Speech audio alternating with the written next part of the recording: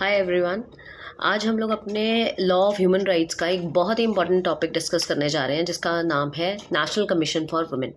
National commission for women, जिसको हम NCW के नाम से भी जानते हैं, ये एक स्टैट्यूटरी बॉडी है गवर्नमेंट ऑफ इंडिया की, जो कि एस्टैब्लिश हुई थी 31 जनवरी 1992। ये इसकी एस्टैब्लिशिंग डेट है 31 जनवरी 1992।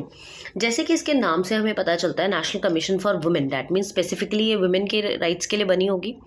तो इसका कंसर्न होता है बेसिकली गवर्नमेंट को एडवाइस करना रिलेटेड टू एवरी पॉलिसी जो कि वुमेन से रिलेटेड है। कोई भी ऐसा इशू जो वुमेन से रिलेटेड है उसके ऊपर policy banana national commission for women का काम है। इसका जो ऑब्जेक्टिव है वो है विमेन के राइट्स को रिप्रेजेंट करना ऑल ओवर द इंडिया। पूरी इंडिया में विमेन के क्या क्या राइट्स हैं, उनको क्या क्या अधिकार उनके मिलने चाहिए, उनकी वॉइस बन के ये सामने आता है। इसका काम होता है औरतों के इश्यूज़ को हाईलाइट करना related to dowry, politics, religion, equality of women, anything, any issue related to women they highlights.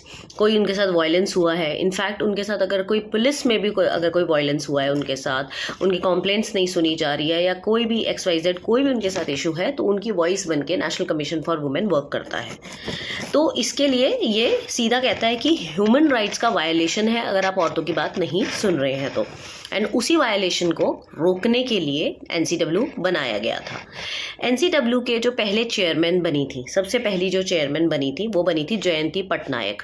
आपको मैं बता दूं कि एनसीडब्ल्यू में कॉम्पोजिशन क्या क्या होता है, इसके में मतलब कितने मेंबर्स होते हैं। तो इसमें एक चेयरमैन होता है, एक इसमें आपका मेंबर सेक्रेटरी होता है, और 5 अदर मेंबर्स होते हैं इसके अंदर। जो कि इसका पहला जो चेयरमैन जब ये 1992 में एस्टेब्लिश हुई थी, तो उस टाइम पे जो बनी थी वो जयंती पटनायक बनी थी। और इसके जो चेयरमैन होते हैं वो उनका टेन्योर होता है 3 साल का।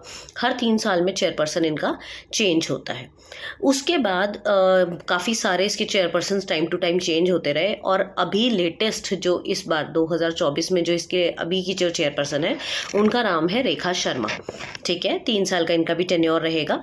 एंड इनके बारे में अगर एक बात और भी बताऊँ आपको कि विमेन के साथ होने वाले जो वायलेंस है उसको तो ये रोकते ही रोकते हैं, साथ ही साथ इसके और भी कुछ काम है, जैसे कि उनके हक के लिए बोलना, उनके साथ जो भी कुछ इश्यूज हो रहे हैं उसके लिए लड़ना, उनकी बात को कोर्ट तक पहुंचाना, कोई भी ऐसा कोई काम होता है तो ये करते हैं उसमें।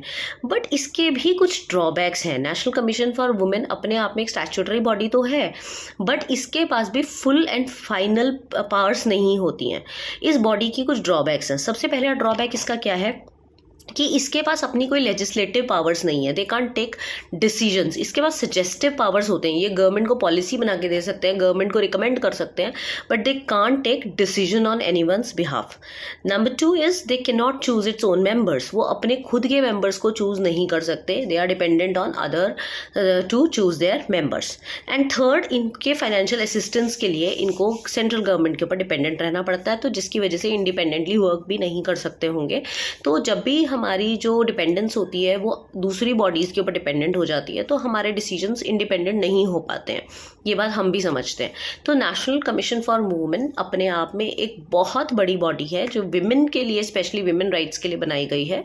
और ये वाली जो बॉडी है इसको हम स्टैट्यूटरी बॉडी बोलते हैं, और इसमें एक चेयरपर्सन, एक मेंबर सेक्रेटरी और 5 मेंबर्स इसमें होते हैं, जिनका टेन्योर जो होता है वो 3 साल का होता है।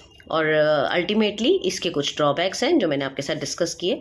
तो this is all about NCW, that is national commission for women, और ये कंट्री लेवल की बॉडी है। और इसके अंडर स्टेट लेवल की बॉडीज़ भी बने हुए हैं। जो आपकी स्टेट कमीशन फॉर वुमेन होती है वो हर स्टेट में अलग अलग एक बॉडी बनी हुई है, और उन सारी बॉडीज़ की एक कॉमन बॉडी है एनसीडब्ल्यू, जो नेशनल लेवल पर वर्क करती है, and it is a big body.